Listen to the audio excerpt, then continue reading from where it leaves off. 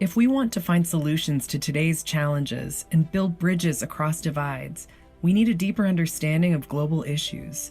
The Pulitzer Center supports journalists all over the world who report on topics like climate change, public health, migration, and more. We share that reporting through public events that engage wide audiences and lesson plans that inspire the next generation. Support journalism and education for the public good. Become a Pulitzer Center champion today.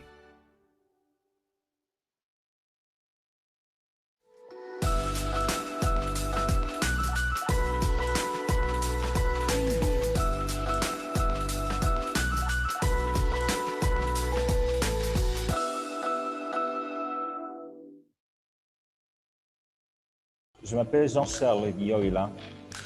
Je suis journaliste d'origine et de nationalité camerounaise.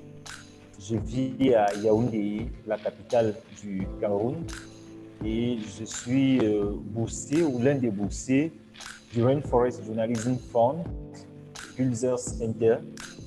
Et j'ai réalisé un reportage qui portait sur l'impact du travail des agro-industries dans la déforestation au Cameroun. J'ai écrit deux cas pratiques. Le cas de Sud Cameroun EVA, qui est une agro-industrie qui est basée dans la région du Sud Cameroun, qui est spécialisée dans la culture de l'EVA. Et l'autre cas pratique, c'était celui de Sosucam, la société sucrière du Cameroun. C'est une société française dans la Haute-Sanaga, c'est un département de la région du centre Cameroun. Et la Sosucam est spécialisée dans la culture de la canne à sucre depuis 1965 au Cameroun. Je vous ai pris le cas de Sosucam qui a pollué pratiquement tous les cours d'eau de la Haute-Sanaga, ou juste, s'il faut le dire, des arrondissements de Koteng, de Banjok et de Lébizoum, où elle est installée pour faire la canne à sucre depuis 1965. Les autorités administratives me l'ont témoigné. Aujourd'hui, les populations parcourent des dizaines de kilomètres pour chercher un point d'eau, question de se ravitailler, parce qu'en fait, elles ne peuvent plus boire, consommer l'eau du village parce qu'elle est déjà polluée. L'environnement est pollué, les populations tombent malades. Voilà en réalité ce que viennent laisser ici en Afrique ces agro-industries qui sortent de l'Occident et de l'Asie. Moi, je suis descendu leur donner la parole et les populations m'ont dit merci. Et je peux vous dire, les populations m'ont dit que Sud Cameroun EVA, quelques mois plus tard, a entrepris des démarches de négociation avec les populations par l'intermédiaire d'une ONG pour voir dans quelle mesure on peut améliorer les rapports entre la communauté, entre ces communautés-là et l'agro-industrie. Mais après ce reportage-là, les populations elles-mêmes ont dit, c'est vrai que la situation n'a pas encore totalement changé, mais elles commencent quand même à voir, l'agro-industrie qui les contacte de temps en temps par l'intermédiaire de cette ONG-là, peut-être, pour essayer de voir comment est-ce qu'il peut avoir des négociations.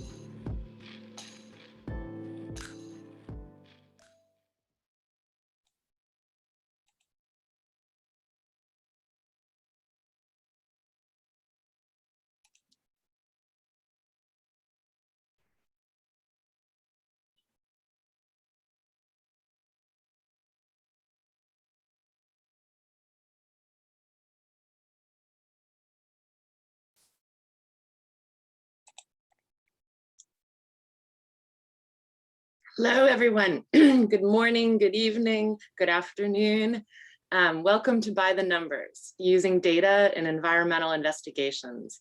We're so excited to kick the conference off with this topic. I think we're gonna switch screens in a moment. But I'm Natalie Applewhite. I'm the Strategic Director of Development for the Pulitzer Center. And I hope you enjoyed learning from Jean-Charles Guillaume about his work. As our audience continues to settle in, please let us know in the chat where you're listening in from.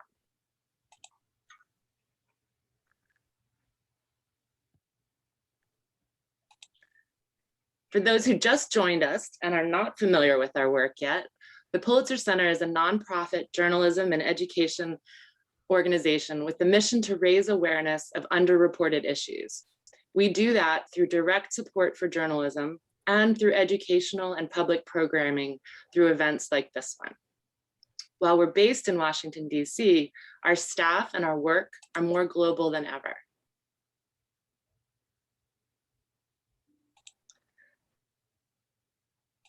Excuse me. We support more than 170 reporting projects each year in collaboration with news outlets around the world. Our education programming spans from elementary schools to graduate degree programs. And Environment Redefined is the Pulitzer Center's 4th annual conference and our first ever virtual conference. And it's so exciting to see such a global community here today. We'll begin with a conversation from the panelists and then answer questions from the audience. So please go ahead and start adding your questions at any time through the Q&A icon. Please note that all attendees are muted, but if you can't hear us, let us know via the chat box. Simultaneous interpretation from Bahasa Indonesia to English will be provided for panelists Agoeng Wijaya. You can click the globe icon at the bottom right corner of your screen to toggle between the 2 languages. We're recording this session to post online, and we're also live tweeting, and you can join the conversation with the hashtag Environment Redefined. One final note, please stay online once the session ends to participate in a brief survey. Now I'd like to introduce our moderator for this session. Chris Russell is an award-winning journalist who has written about science, health, the environment, and climate for 4 decades. She's a senior fellow at the Harvard Kennedy School's Environment and Natural Resources program at the Belfer Center. She has written for Scientific American, The Atlantic, Columbia Journalism Review, among other publications, and is a former national reporter for the Washington Post. She's the past president of the Council for the Advancement of Science Writing and of the National Association of Science Writers. She also co-chaired the World Conference of Science Journalists in 2017 and was elected to the American Academy of Arts and Sciences and as a fellow of the American Association for the Advancement of Science.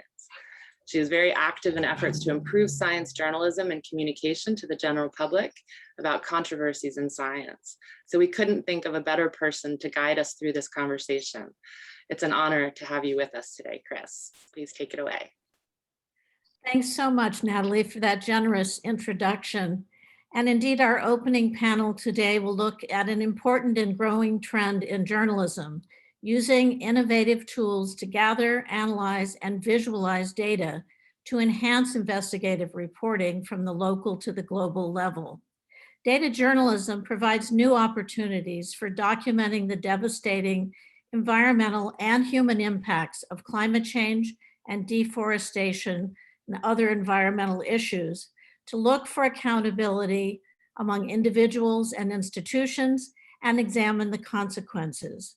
In the digital era, what benefits does data-driven journalism provide for environmental reporting, and what are the limitations?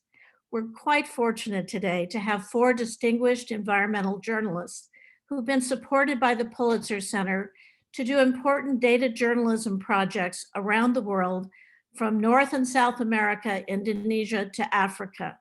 I will introduce each of them and ask them to tell us about their projects and findings.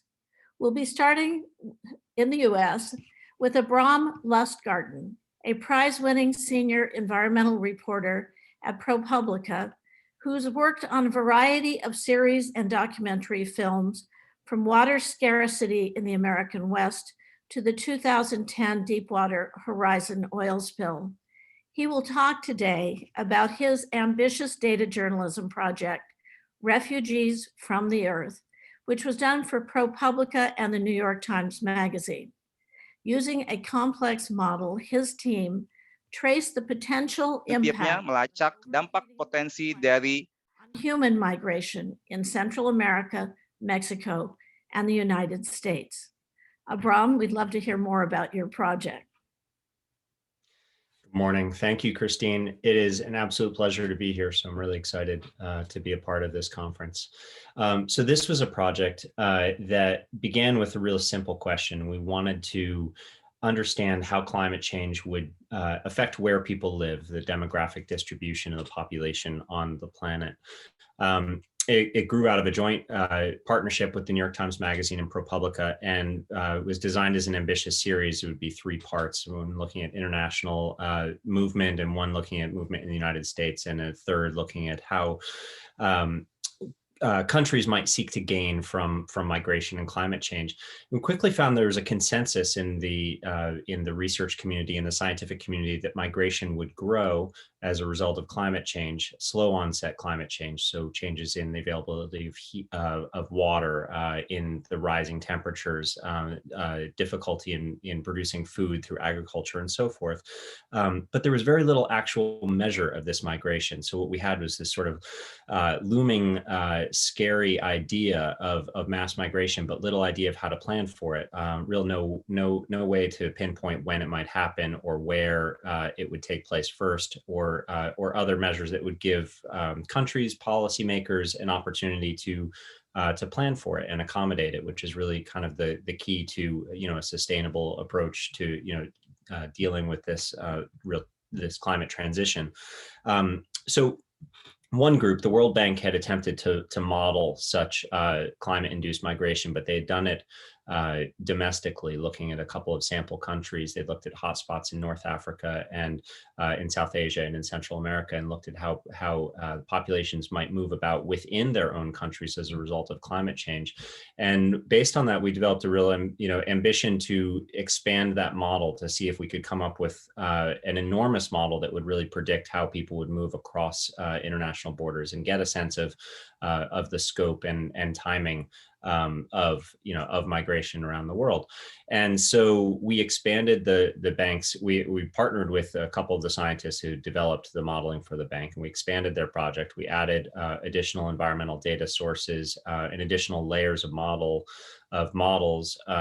to create what really kind of bordered on like an artificial intelligence project, incredibly complex. I mean, incorporating the United Nations models for climate change, the United Nations various socioeconomic pathways, which are sort of sub-level models that forecast how the world will change geopolitically, and then adding in all sorts of environmental data on water scarcity, on temperatures, on winds, on precipitation, on agricultural productivity, and just about everything we could find. It was an enormous year-long process and a learning process. So we did reach some conclusions. It told us that about 30 million migrants would eventually come from Central America, for example, to the United States over the next 30 years. But it also taught us that that there's some danger in using data to arrive at sort of that false sense of precision. So I don't put as much weight on the numbers that it gave us as much as the lessons that it taught, which were how to differentiate between real different pathways in our approach to climate change. So the model showed us that migration would increase with increasing emissions and increasing temperatures under any scenario. It showed us that how policymakers respond to that migration and to climate and developed climate policy made a difference in the number of migrants. And it showed us that it suggested that closed borders, for example, would have a great impact on the suffering of communities by trapping them in their home countries. And when they're trapped, poverty would increase and population would increase. The quality of governance would decrease. So we found that the model and the use of data in this way, which was really sort of pushing the limits of what was possible, was valuable to suggest broad changes in direction and the importance of policy intervention, but a little less valuable for its very specific, and precise estimates. And I think that that's a real takeaway and a caution. Before I run out of time, in the second story, we used data in an entirely different way. We collected forecasted climate data for the United States, how wildfires would change, how heat would change, where sea level rise would affect the United States. And instead of mapping them and trying to forecast or predict what the impact of that would be, we mapped, instead of modeling them, we mapped them so we could just see geographically what parts of the United States would be most affected, and created an ensemble picture of an impacted United States that we hadn't really seen before. And that's sort of an example of the opposite, a more empirical approach that's a bit less risky and speculative, but use the data that's available to really get a concrete picture of where we're headed as the climate changes. I'm happy to talk about it more. Thank you. Thanks so much. We next are going to hear from 3 journalists whose work has involved rainforest fires and deforestation. We'll start with Agoeng Wijaya, who has worked for 15 years as a journalist in Southeast Asia, with a particular focus on natural resources in Indonesia. He is the managing editor of the economic desk for Tempo, a weekly Indonesian magazine covering news and politics.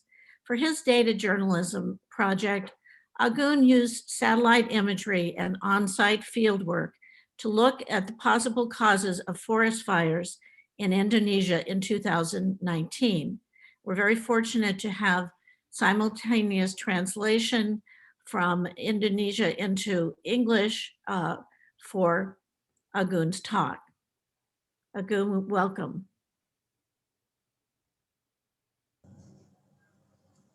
Halo semuanya. Hi everyone. Thank you, Chris. I'm speaking from Jakarta, Indonesia. And thank you so much for sharing your experience here. Just like Abrahm said, told a story that I actually started off with big questions regarding the causes of forest fires in Indonesia, because the intensity is getting much higher. I prepared my presentation slides to share with you, and Ethan probably can help me to show my presentation. In Indonesia, the forest fires intensity was really at the peak of it when in 2012 about a million of hectares of land or forest here were on fire. And we processed some data from NASA, and Indonesia paid the cost of 5.2 billion US dollars losses to forestry, agriculture, and other industries. And we were trying to find out the causes of the fires, because between 2 to 3 years, companies in the palm oil companies, they actually recultivate their concession land here. And we focus more on the largest hotspot in Kalimantan, the island of Kalimantan or Borneo and Sumatra. And I apologize if the slides here are not really clear. So we did investigations on 12 concessions areas, and we got strong indications that they actually clear the lands before the fires took place. And one of the concessions I'd like to focus on in my presentation is the concessions that is owned by PT Bumi Mekar Hijau. This is a APP Sinarmas group here. So they cultivate eucalyptus for pulp. They have 250,000 hectares. So this is as big as Sao Paulo or London and New York altogether. So one concession is as large as those 3 cities. In the next slide here, I'd like to bring our attention to their block, or one of their blocks here on the left side. This is in 2015 for fires, and then on the right side here is in 2016 for fires. And we suspected they actually had started to prepare their block in there, and that's when the fire spread. So what happened? we utilize a series of equipment gears. We use Google Earth engine and also other applications as well, and some imagery like your browser that is easy to use. And journalists can utilize these tools. And if you focus on the block in the next slide here, in the lower part of this slide here, in 2019, in May, when the block, or 4 months prior to the fire, we identified the first hotspot in their concession, which was around September 2019. And then we analyze the satellite imagery here, or images here. And in August 2019, as you can see from the slide here, it's around 6th of August 2019, they made canals to dry the land in the peatland areas. So they started to do that in 6th of August 2019. And in the next slide, you can see that there are canals that are getting visible based on our analysis. And this is 1 month prior to the fire. And in the new canals, we found the first hotspot that was recorded by NASA. We used the data from NASA with 80% trustworthiness. And in the next slide,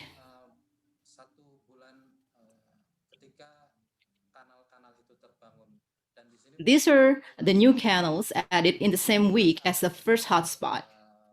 And you can see the traces, or the scar, or the burn scar here in the concession of APP group. The canals are getting longer. It's about 11 kilometers from the west point to the east point.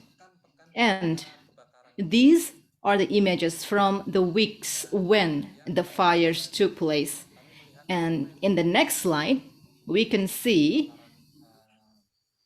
the post-burn land here. This is recorded by the satellite. And we found that the area is completely burned. So it strengthened or re-emphasized our hypothesis that the fires created were actually to clear the land of their new concession areas, especially when they started to make and to dig for the canals, followed by the burning.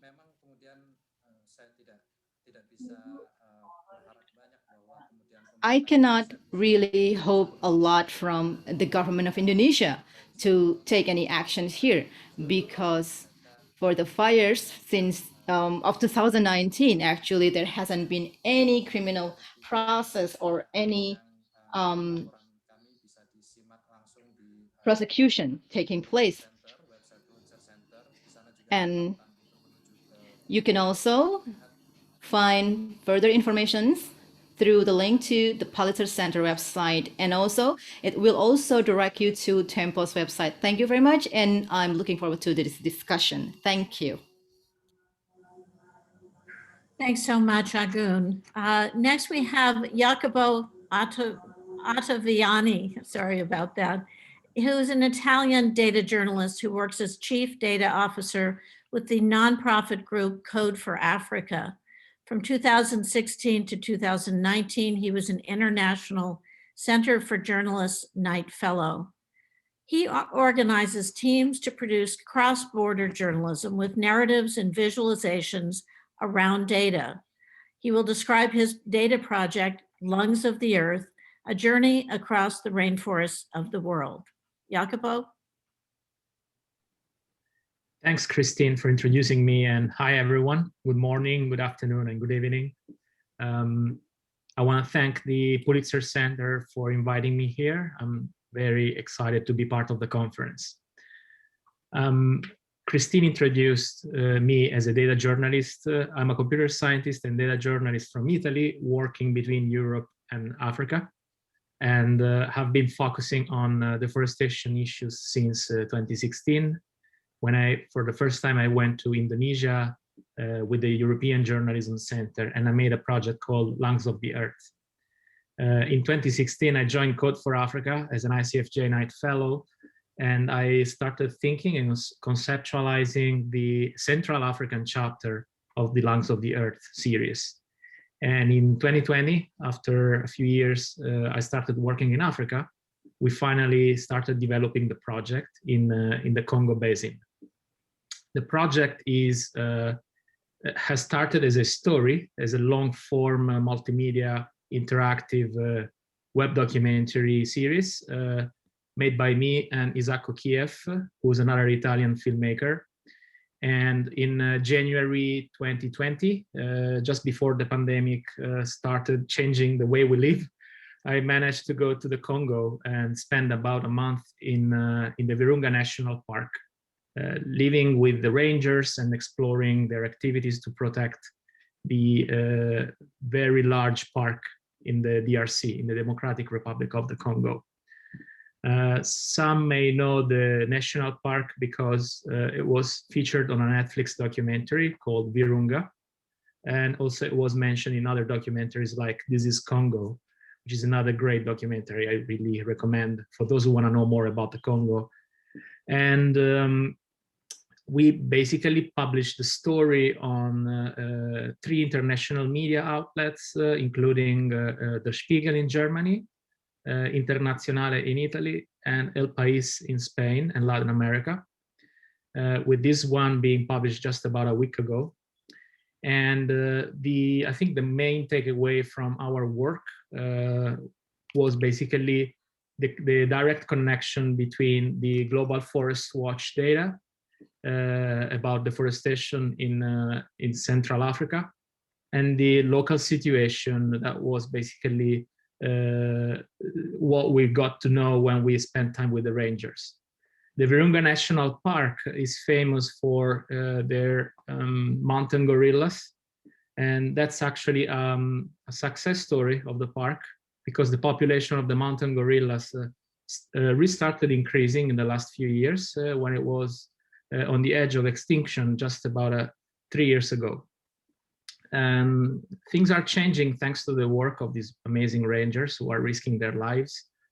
Those who follow the news know that tens of rangers lose their lives on a yearly basis. And there was also an episode in 2020 and another very tragic episode in 2021 when including the Italian ambassador in the DRC lost his life, and with his driver and bodyguard.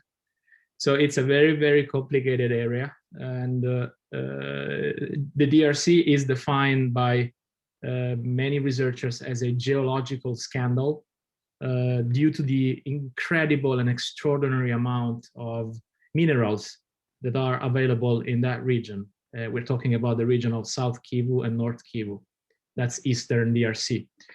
And that created a lot of problems that are still affecting local communities, international organizations that are trying to work there. And last but not least, the forest. For example, you can imagine that there are large areas of the park that are being affected by deforestation.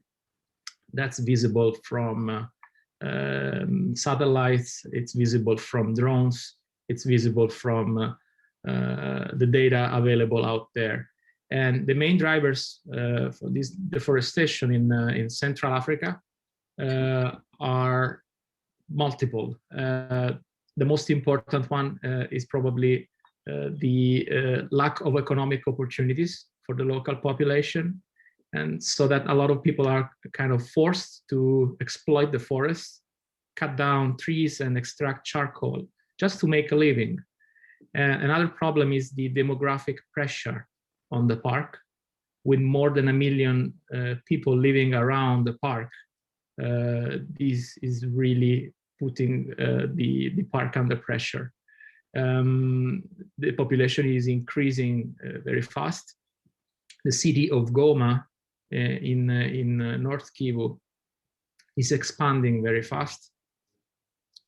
And it's so important that basically new sustainable jobs are created in the region to create an alternative so that people stop joining armed groups and people stop cutting down the trees to extract charcoal.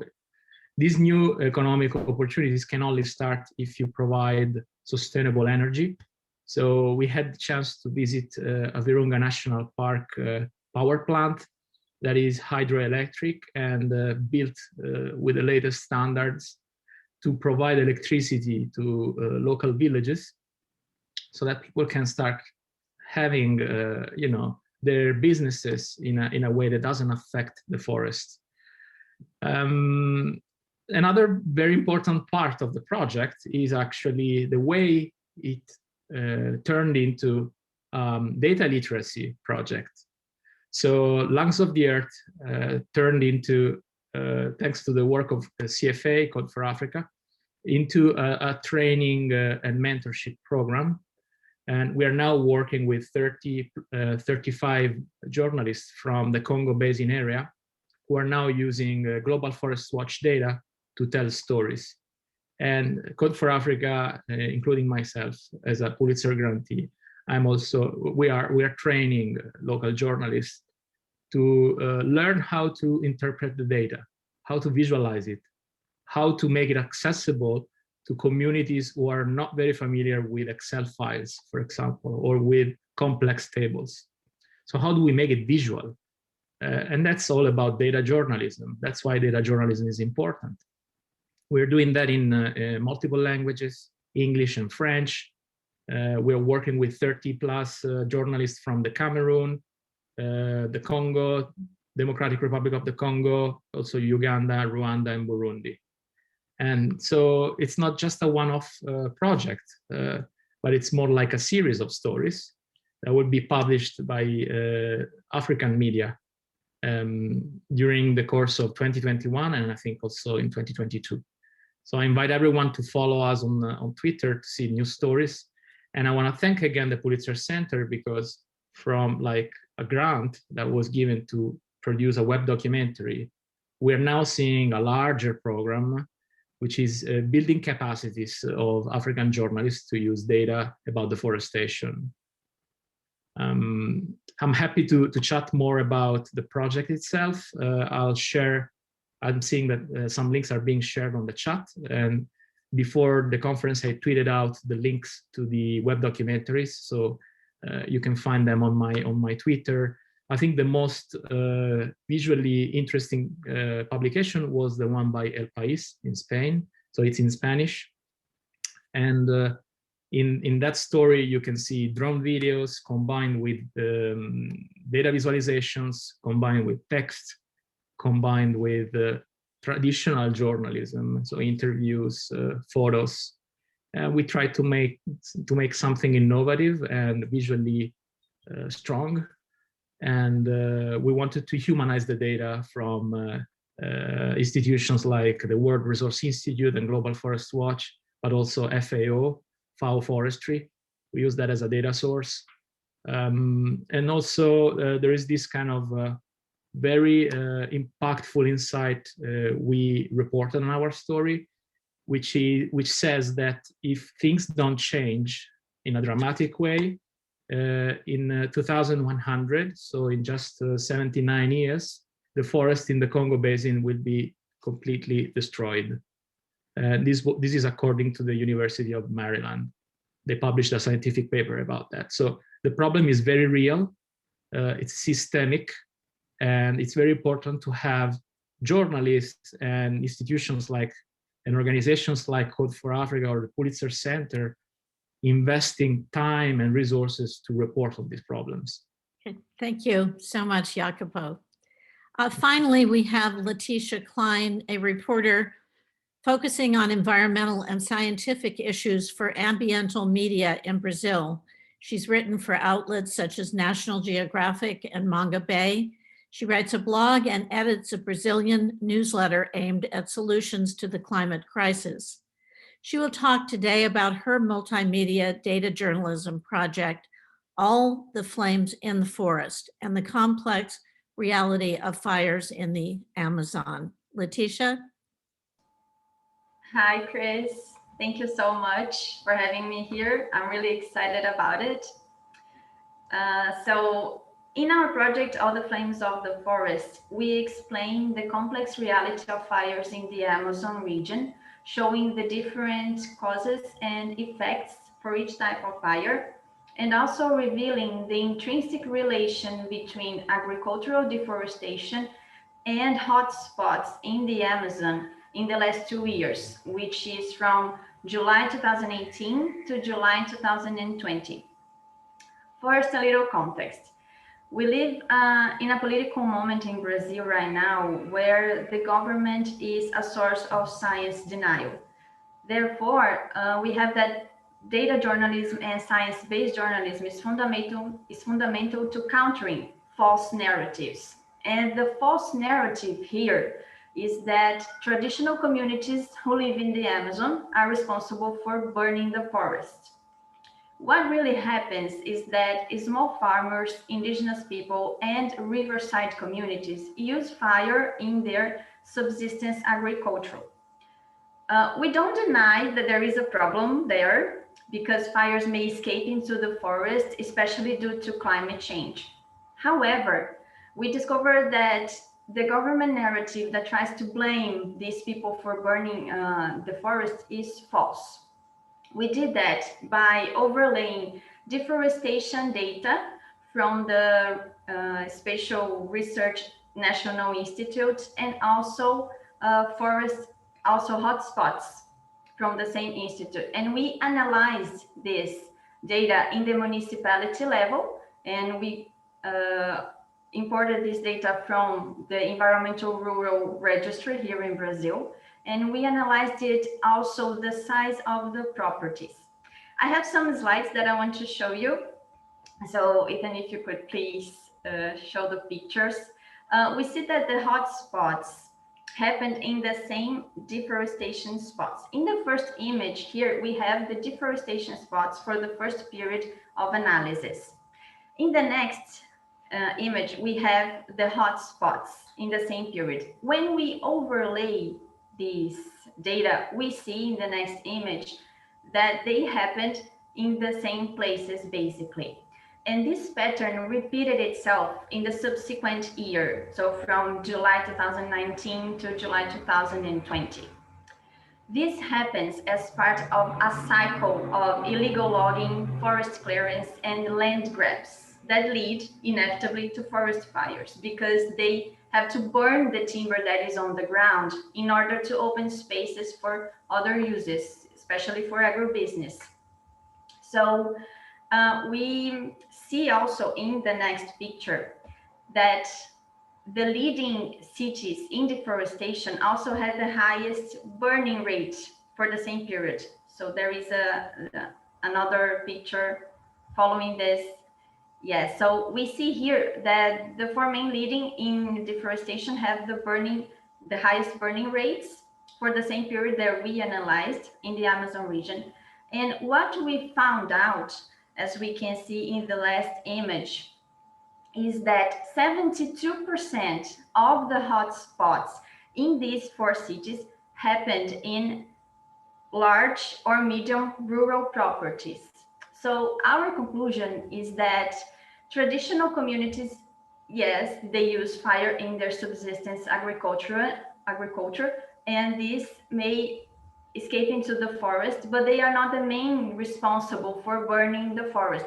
What we discover is that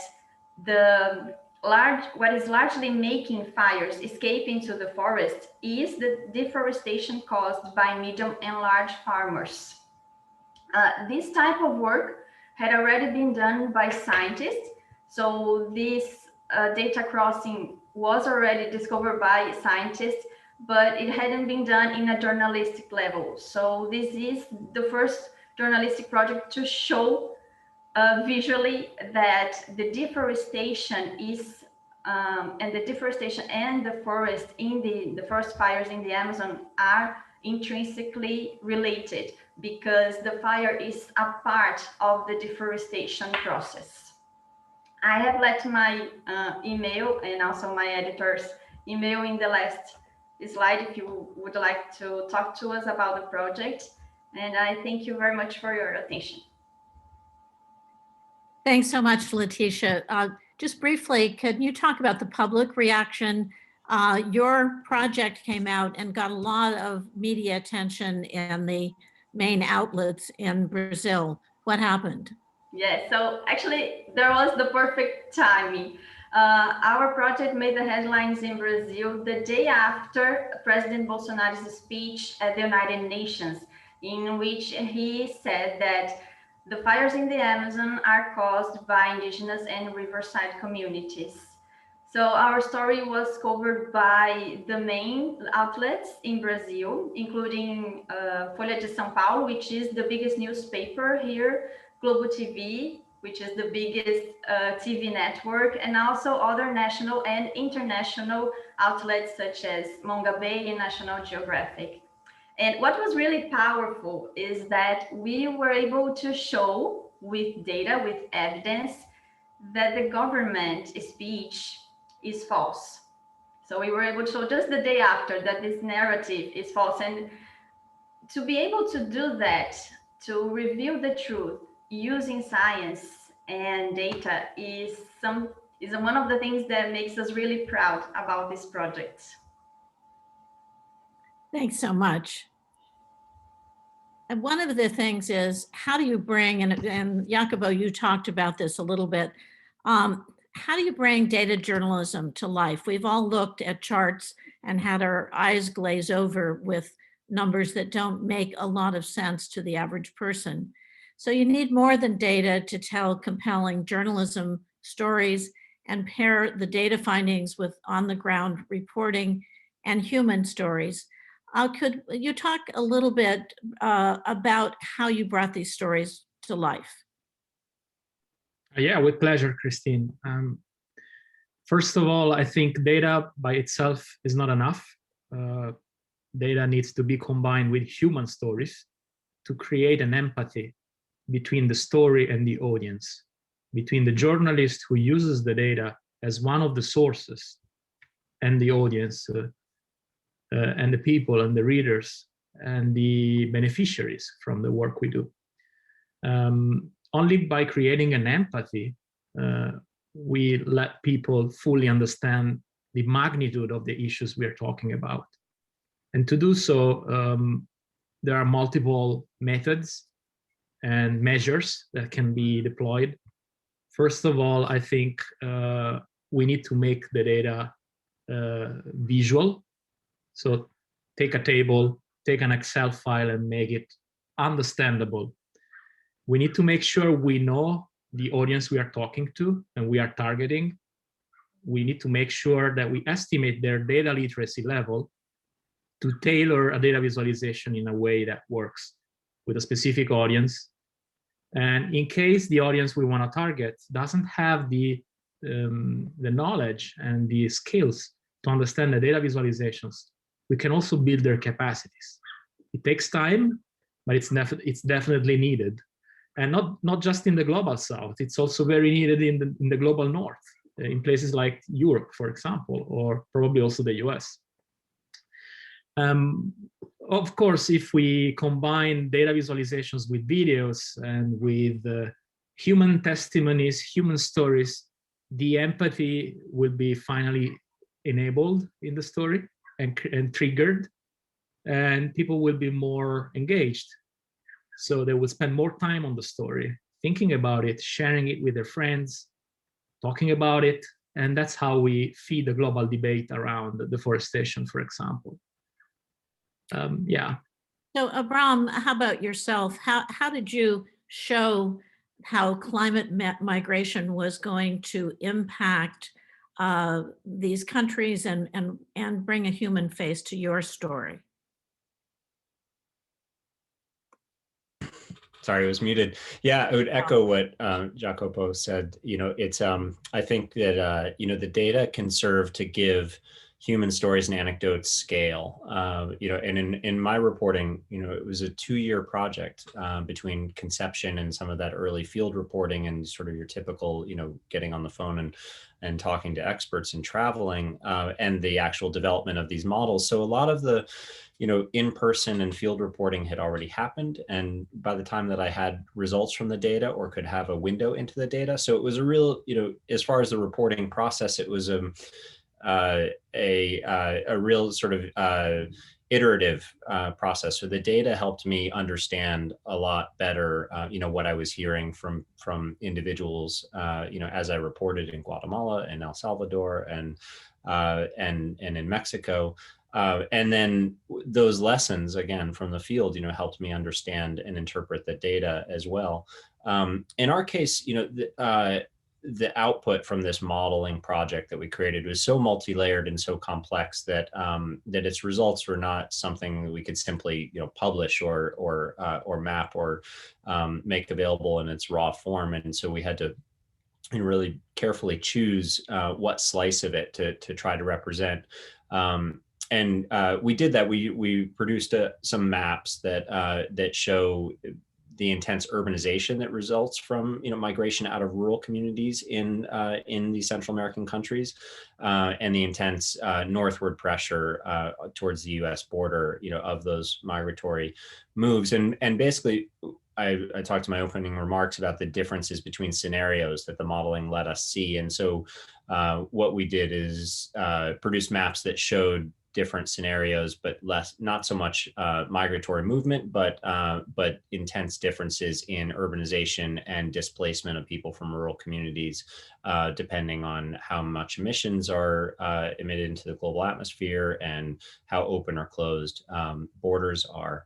But it's sort of back to the original question. It's essential to to humanize these stories, and there's a lot of different opinions, I think, about whether data can drive investigative reporting by itself, or whether it is the story or it's part of the story. I'm of the view that it's that at best it's part of the story, that it's a supporting element for really the fundamental things that we all do, which is asking hard questions and meeting real people and bringing those stories to life. But it gives whatever that issue is, deforestation or wildfires or migration, a sense of scale and a little bit of factual and empirical background, and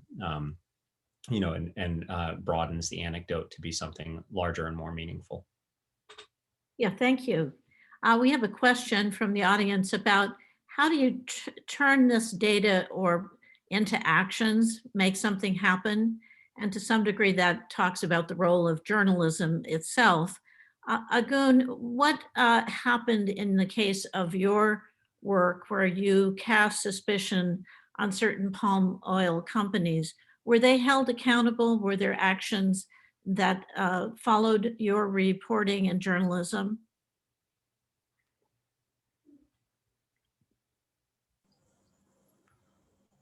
Iya, dalam laporan kami memang fokus Yes, in pada our reports, we focus on 3 concessions in Sumatra and Kalimantan Islands. Those 3 concessions are not only palm oil plantations, but also pulp concessions.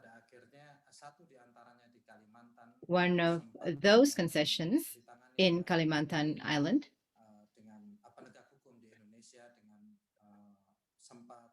was basically taken into prosecution process.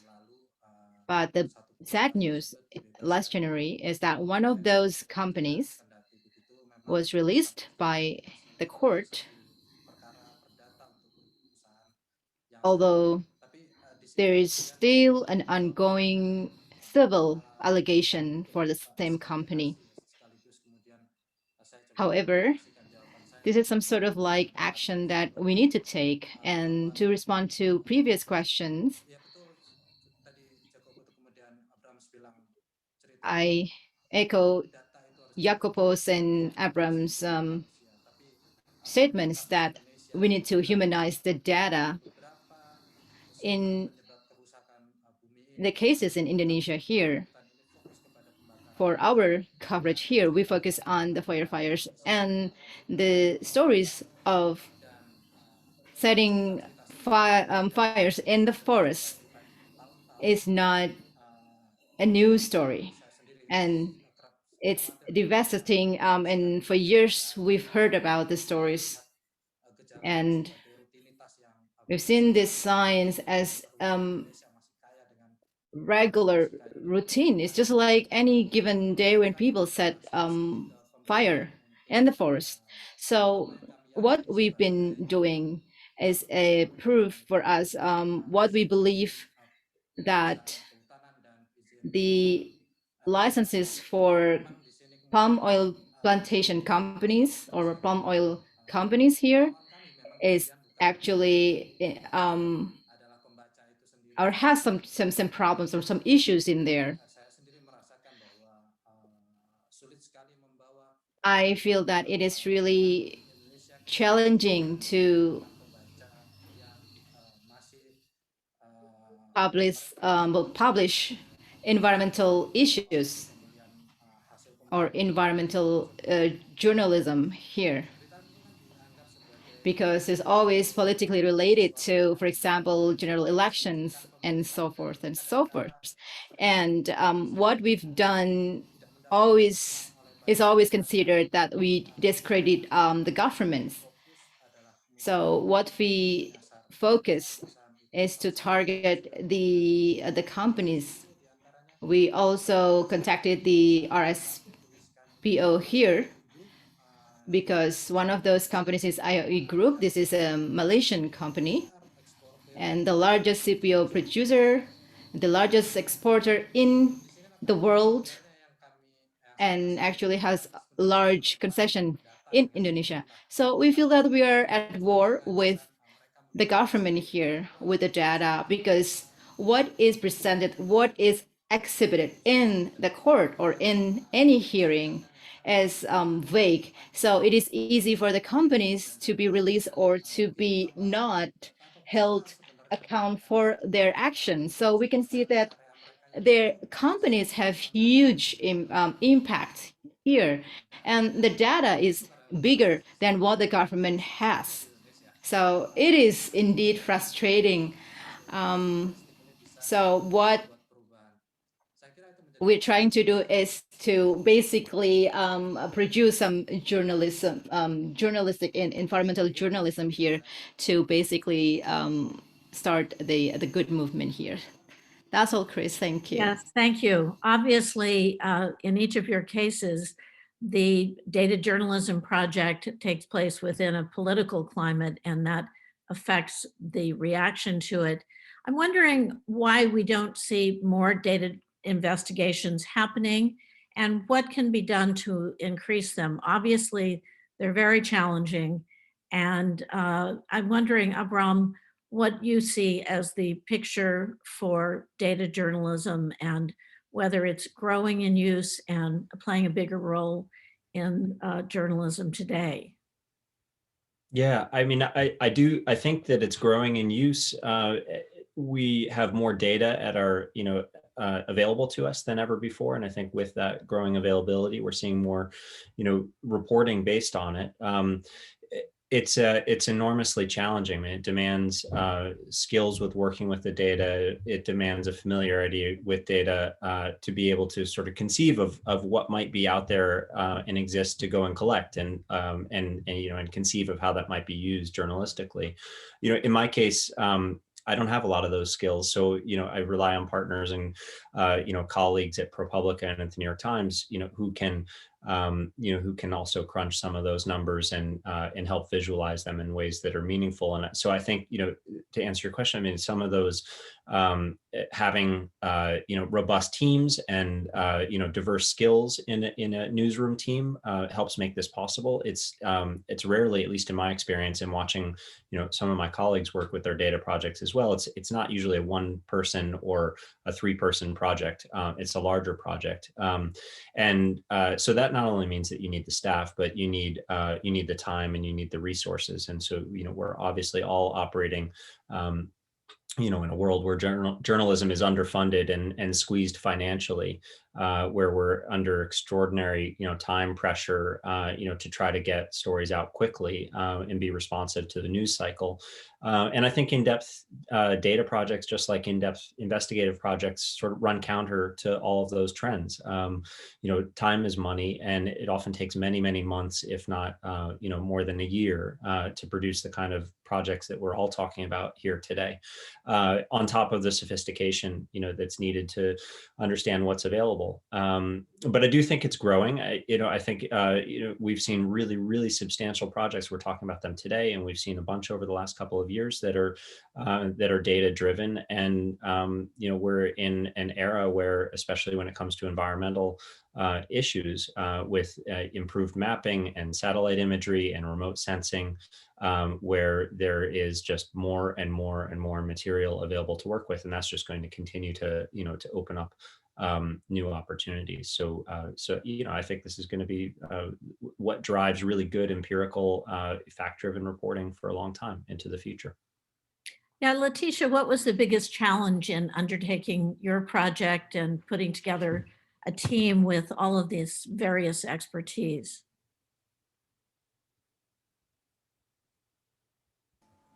Sorry, Thanks. I was muted.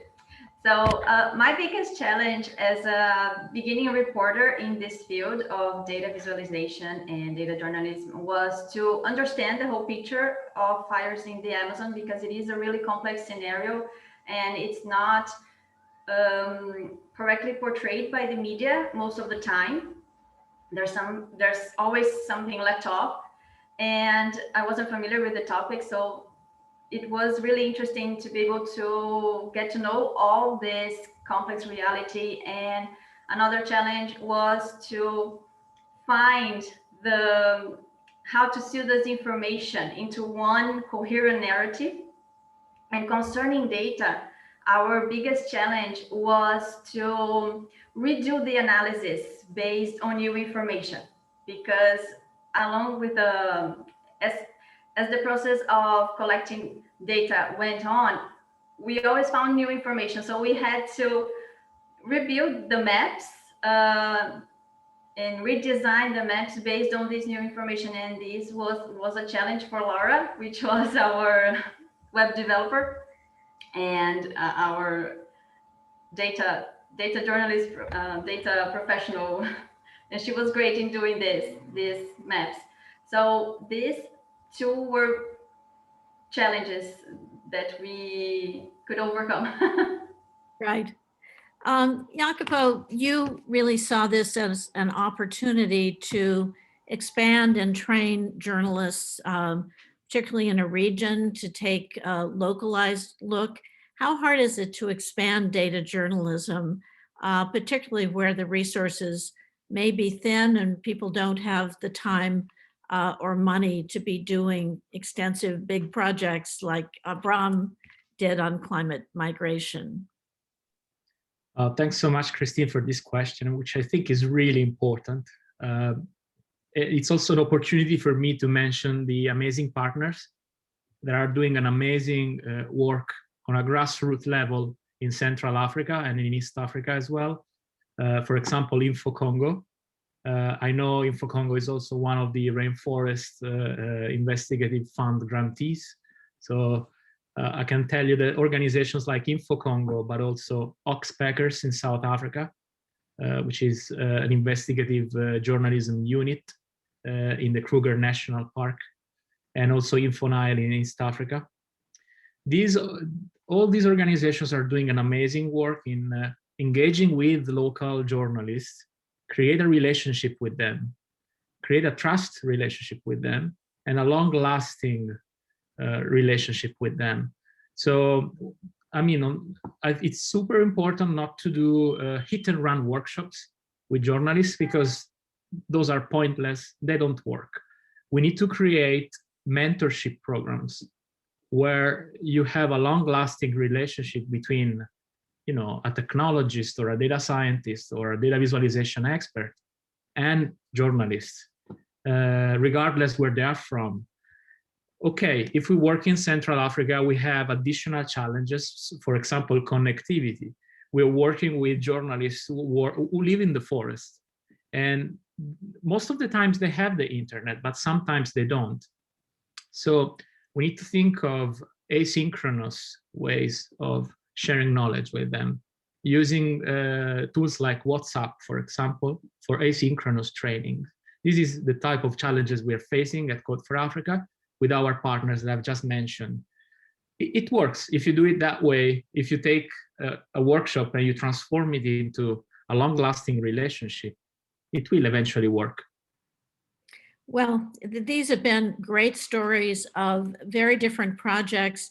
I only hope that through the Pulitzer Center and other outlets that it's possible to do more sharing of these projects and reach across parts of the world that may not know about them, particularly, say, the climate migration is a problem all over the world, and certainly forest fires and deforestation. So I look forward to seeing some of the projects that you all will come up with. So thank you very much to this outstanding panel. I'd also like to thank Ethan Ehrenhoff from the Pulitzer Center for all of his help in putting together this panel. I'm going to turn this back over to Natalie, and thank you very much. Really enjoyed this panel. Thank you so much, Chris, and thank you to Abrahm, Agoeng, Jacopo, Leticia, and our interpreters, Hikmat and Avina. A recording of this will all be online at pulitzercenter.org in the coming days, so feel free to share amongst your communities. And I'm sorry that we couldn't get to all of the questions, but as my colleague posted in the chat, we will follow up with the panelists and follow up with you with answers to that. And also a huge thanks to my colleague at the Pulitzer Center, all of them, and especially Ethan, our producer and coordinator for this session. Thank you for joining us today. This is exciting launch of our conference, and what a wonderful conversation to get us thinking about all of the complexity of these questions. For those of you who are able, remember we are a nonprofit journalism organization and we do depend on donor support. Champions of the center at any level gain exclusive benefits as part of our spring campaign. Our next event today, though, is a conversation between Hip Hop Caucus founder, Reverend Lennox Yearwood Jr. and Pulitzer Center Grants and Impact Coordinator, Leilani Rania Ganser at 11 a.m. So that's in a half an hour, a little less than that now. And please do check out the rest of the pulitzercenter.org events site where you can see the full lineup through Friday. Please stay with us if you can for a few minutes longer. We have a very brief survey that's really important for us to get feedback on how the session went. And we want you to be as honest as you can be about what worked and what didn't. So thank you again so much to our panelists, to Chris, and to all of you for being here today. And we hope to see you soon. Thank you.